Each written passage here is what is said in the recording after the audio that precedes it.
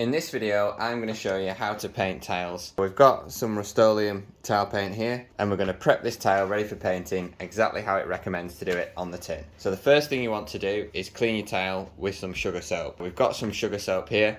We're going to put a list of everything we've used in the description. So this sugar soap is used to degrease the tile and clean it off before we can paint it, and it recommends use 1 part sugar soap to 10 parts water. So because we're only doing one tile for a demonstration, we're just going to use this cap to measure out our sugar soap. So we've got 1 part sugar soap, and then we're going to do 10 parts of water.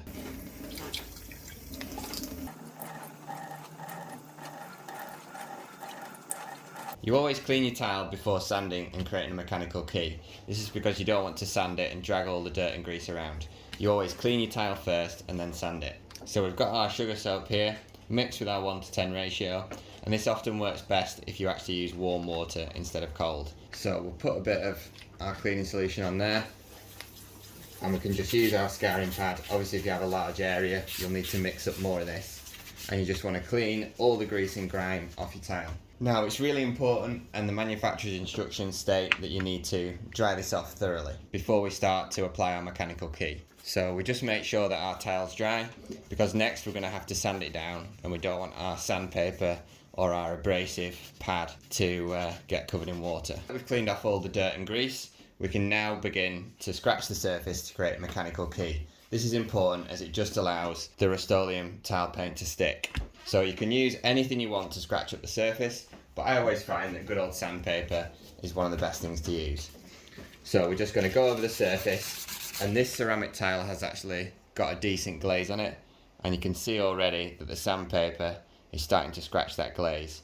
You can see how glossy this ceramic tile is, and if we don't add a mechanical key, we can risk our paint coming off.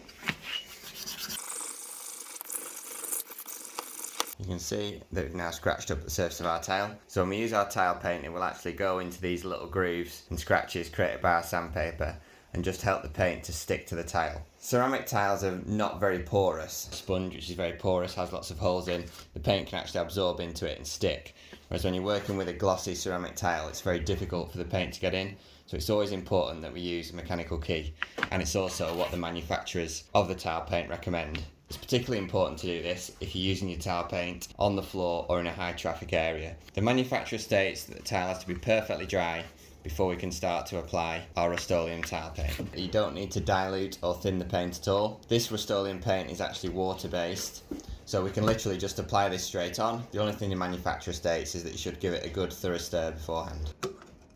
So we're using this Oyster Tile Paint from Rust-Oleum. Give it a little stir, mix it all together, and then just to make this a little bit easier, we're going to decant some of it into this plastic tray, just so it's a little bit more stable. The manufacturers state that the Rust-Oleum tile paint can be used with a brush or a roller. This should be quite an interesting test because we've got quite a bright coloured tile, so we're just going to be able to see how many coats this needs.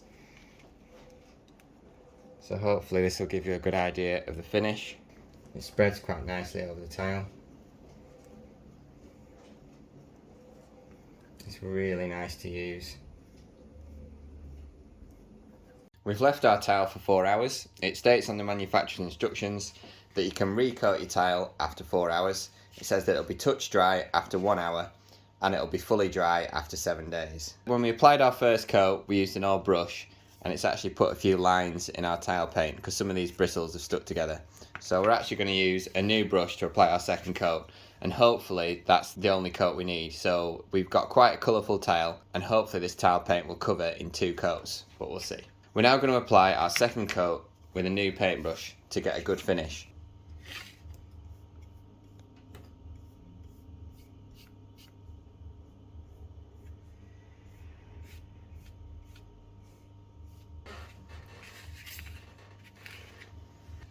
So you can see we've completely transformed this tile with 2 coats of our Oyster Rustoleum kitchen paint.